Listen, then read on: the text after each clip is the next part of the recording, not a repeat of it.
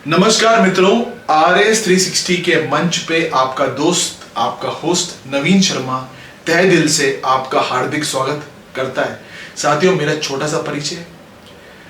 भारी उद्योग मंत्रालय हैवी इंडस्ट्री मिनिस्ट्री के उपक्रम में मैं पिछले 8 सालों से कार्यरत हूँ।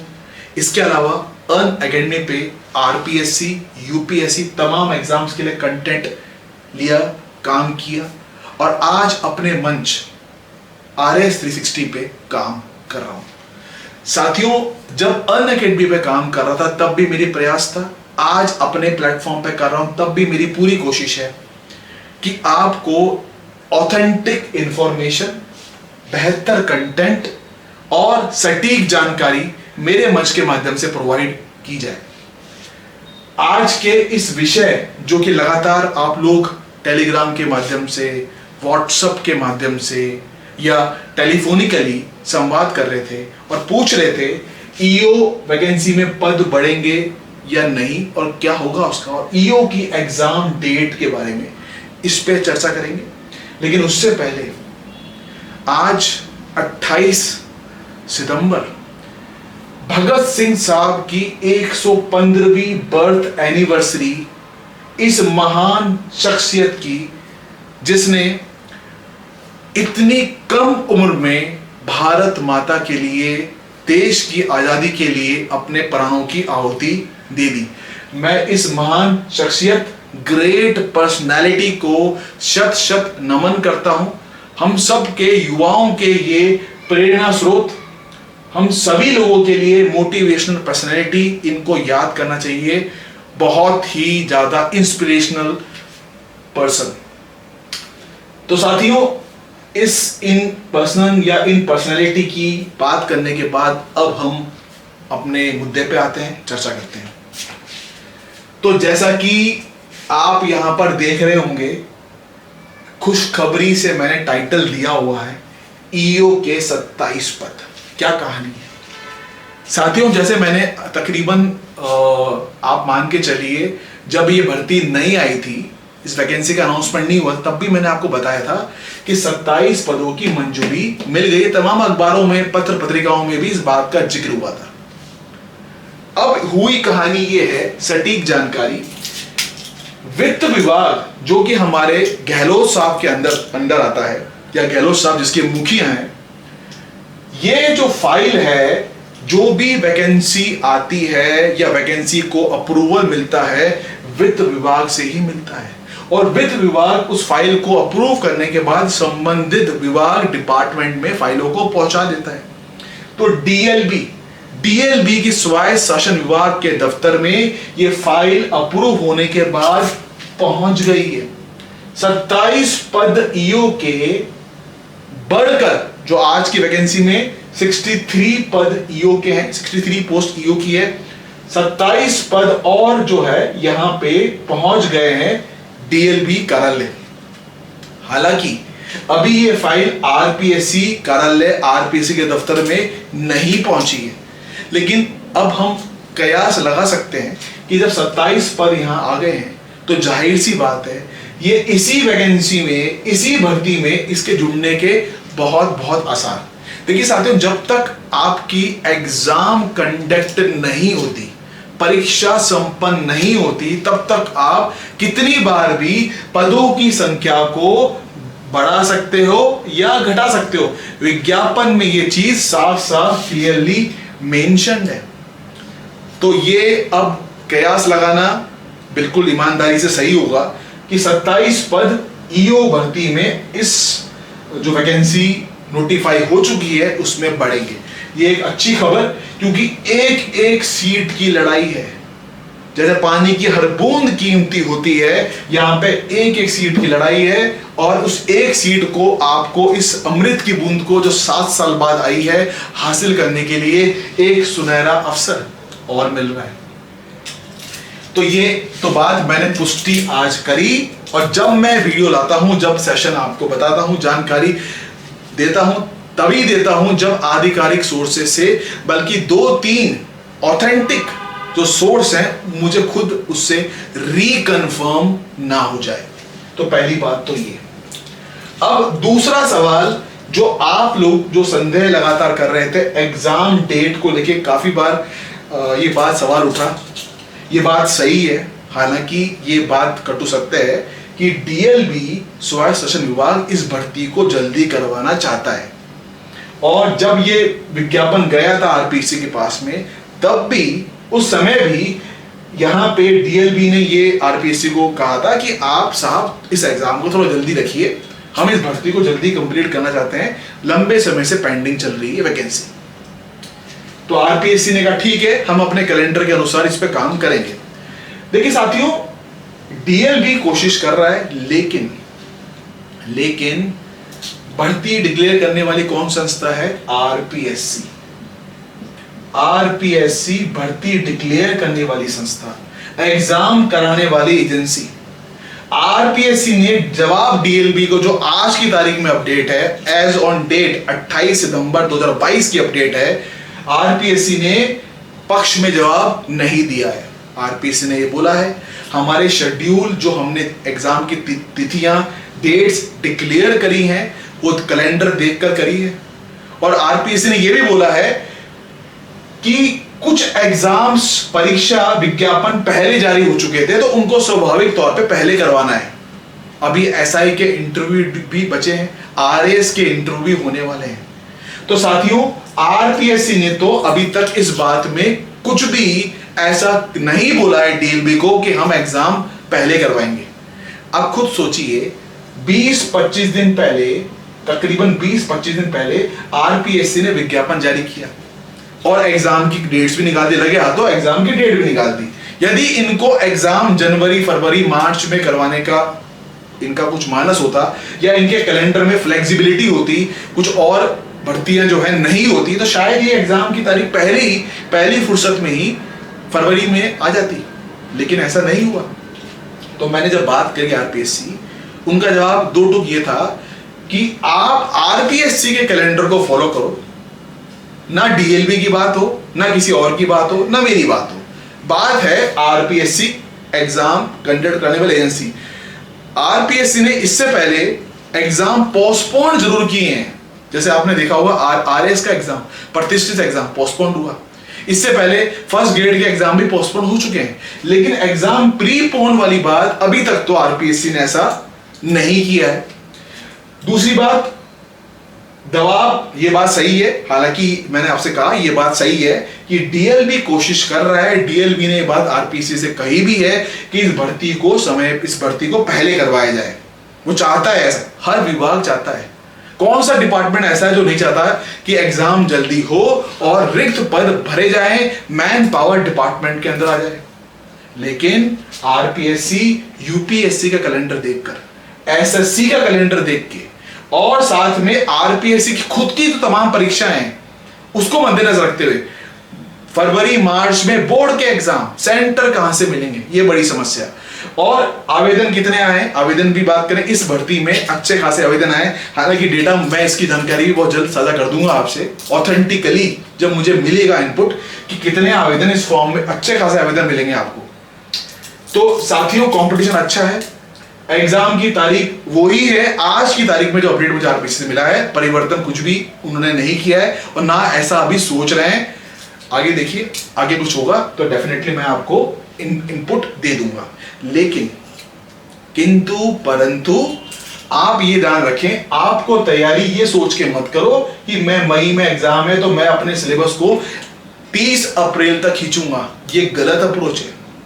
77 सीटें और अगर 27 सीट ईओ की बढ़ती है तो आप अंदाजा लगा लो, उसके अंदर 105, 106 आरओ की भी सीट बढ़ के तकरीबन 6-7 सीट आरओ की बढ़ने की भी गुंजाइश है। इस भर्ती में आरओ की सीटें बढ़ेगी। तो ये आपकी जो 20 से 25 का जो ये हमारा या हम इसको ऐसे समझें कि इस भर्ती के अंदर अगर आप उसको कंपेयर करो तो हर सीट में जो नंबर ऑफ कैंडिडेट्स हैं बहुत ज्यादा हैं। एक सीट के लिए जो उम्मीदवार फाइट कर रहा है बहुत ज्यादा है। आरएस से भी तगड़ा कंपटीशन इसमें रहने वाला है। तो हमें अपना जी जान लगा देना है। महापुरुष भगत सिंह की राह जो उन्होंने भारत को आजादी दिलाने की लड़ाई, आजादी के लिए उन्होंने जो लड़ाई लड़ी, वो ही लड़ाई हमको यहाँ पे इस कंपटीशन एग्जाम में लड़नी, ईमानदारी से प्रयास करना है। तो साथियों, बस मैं इतना कहना चाहता हूं आपसे, एग्जाम आपका मई में, आज की तारीख में आरपीसी ने तो ऐसा कुछ परिवर्तन किया नहीं है। जो मेरी बात हुई उन्होंने मुझे जवाब यही दिया कि अभी तक कोई ऐसा प्लान नहीं है और कोई विचार ऐसा नहीं किया गया है। तो आप कोशिश करो किसी भी तरह दिसंबर या एट मैक्स जनवरी तक एक बार पार्ट ए और पार्ट बी इसको अपनी आंखों के सामने से गुजार लो, ताकि अगर एग्जाम मई में है तो आपका फरवरी, मार्च, अप्रैल 3 महीने आप सॉलिड रिवीजन कर पाए। तो ये दिसंबर जनवरी तक आपका सिलेबस खत्म हो जाना चाहिए। कोशिश करो पार्ट ए पार्ट बी की, उसके बाद फिर रिवीजन होके अप्रैल तक आपको रिवीजन और तमाम क्वेश्चंस की प्रैक्टिस ऑथेंटिक किताबों से, राइस्ता मोड़ की किताबों से, एनसीईआरटी की किताबों से, ऑब्जेक्टिव बुक्स जो मार्केट में अच्छी बुक्स हैं, उसके अलावा मेरा खुद का ऐप RS360 ऐप, जहां पे EORO RS कोर्स के लिए मैं काम कर रहा हूं। टेलीग्राम चैनल का डिस्क्रिप्शन इस वीडियो में आप देख पाएंगे। RS360 टेलीग्राम चैनल का डिस्क्रिप्शन यहां पे दिया हुआ है।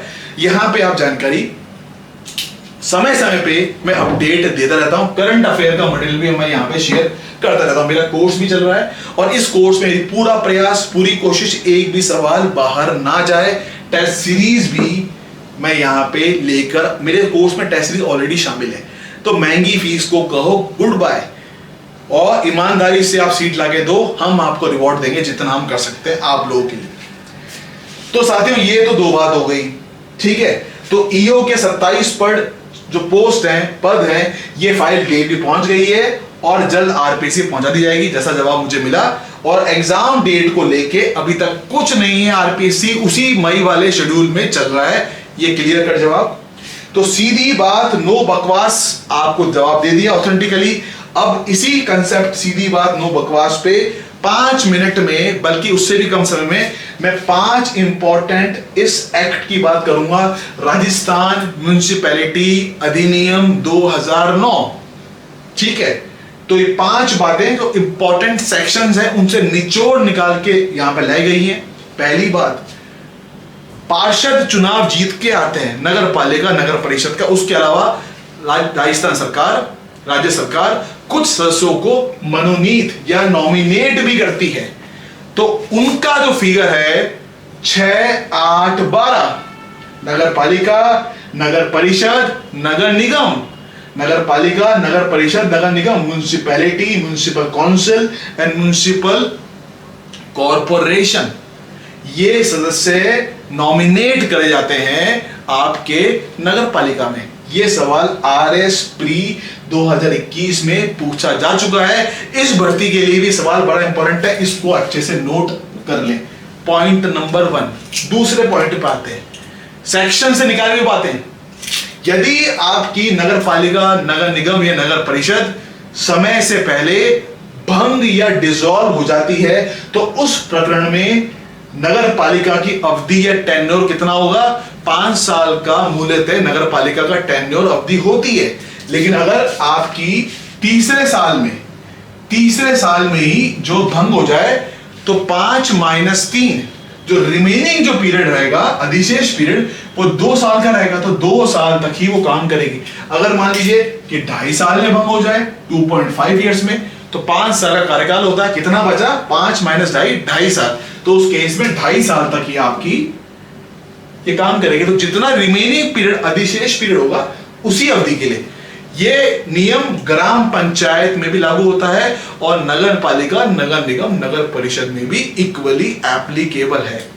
Important point. तीसरा पॉइंट, मुख्य निर्वाचक अधिकारी, chief electoral officer, chief electoral officer जो इस नगर पालिका, नगर निगम के चुनाव को करवाता है, जिसके कंधों पे जिम्मेदारी है, वो सीईओ कौन है, कहां उसका कार्यकाल है, कहां बैठता है? तो चीफ इलेक्टोरल ऑफिसर जो है आपके सचिव स्तर के होते हैं, secretary level, state election commission, राज्य का निर्वाचन आयोग, राज्य का निर्वाचन आयोग, स्टेट इलेक्शन कमीशन में जो सचिव या सेक्रेटरी होते हैं, वो ही इस म्युनिसिपैलिटी के चुनाव के लिए चीफ इलेक्टोरल ऑफिसर, मुख्य निर्वाचक अधिकारी होते हैं। आज की तारीख में जो ये है उनका नाम है चित्रा गुप्ता जी।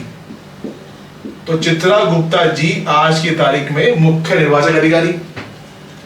आगे बात करते हैं, चौथा पॉइंट, नवगठित नगर पालिका सीमा, न्यूली कॉन्स्टिट्यूटेड म्यूनिसिपैलिटी। हम जानते हैं सरकार समय समय पे अनाउंसमेंट करती है, नगर पालिकाओं का गठन होता है, समय समय पे नगर परिषद नगर निगम भी बनाए गए हैं। नगर पालिका तो बहुत बनाए, शहरी नगरीय निकाय आज की तारीख पे 240 है, 213 से बढ़ के।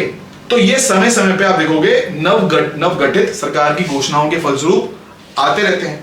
तो जो नई आपकी नगर पालिका गठित होती है उसकी सीमा, उसका दायरा, उसकी बाउंड्री, लोकल लिमिट कौन अप्रूव करता है, कौन अनुमोदित या अप्रूव करता है? आपके सिलेबस के सेक्शन में देखोगे, धारा में देखोगे, कलेक्टर साहब, कलेक्टर महोदय ये निर्णय करते हैं कि नवगठित नगर पालिका सीमा, लोकल लिमिट जो रहेगी वो कितनी होगी नए एरिया की। ये आपका चौथा। पांचवा इंपॉर्टेंट पॉइंट, अविश्वास प्रस्ताव यदि चेयरमैन या अध्यक्ष के खिलाफ लाया जाए, महापौर का जानते हो आप, उसे सभापति कह दो नगर परिषद के केस में, और अध्यक्ष कह दो नगर पालिका के केस में। तो चेयरमैन साहब अविश्वास प्रस्ताव उनके खिलाफ लाया जाता है, नो कॉन्फिडेंस मोशन। तो उसमें कितने सदस्यों, कितने मेंबर्स को उस प्रस्ताव के वोट के फेवर में अपना मत देना पड़ेगा ताकि ये अपने पद से हट जाएं। इनको हटाने के लिए 3/4, 3/4, 3/4 मेंबर्स को समर्थन में वोट देना पड़ेगा नो कॉन्फिडेंस मोशन, अविश्वास प्रस्ताव के चेयरमैन, अध्यक्ष, सभापति को हटाने के लिए। तो ये 5 बातें 5 मिनट में, ऐसे कई धाराएं, कई सेक्शंस का निचोड़ निकाल के मैं लाता रहूंगा अपने YouTube चैनल RS360 में, टेलीग्राम चैनल RS360 जिसका लिंक इस वीडियो के डिस्क्रिप्शन बॉक्स में दिया हुआ है।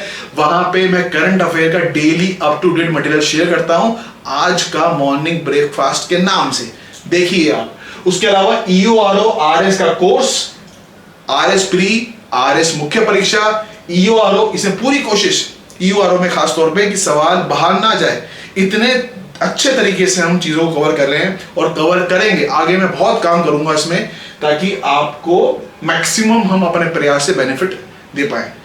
तो साथियों, उम्मीद करता हूं कि आपकी शंकाओं का जवाब मैंने देने का यह प्रयास किया। और जाने से पहले एक बार और भगत सिंह साहब को शत शत नमन, जो हम सब के प्रेरणा स्रोत है। Thank you, have a very nice day.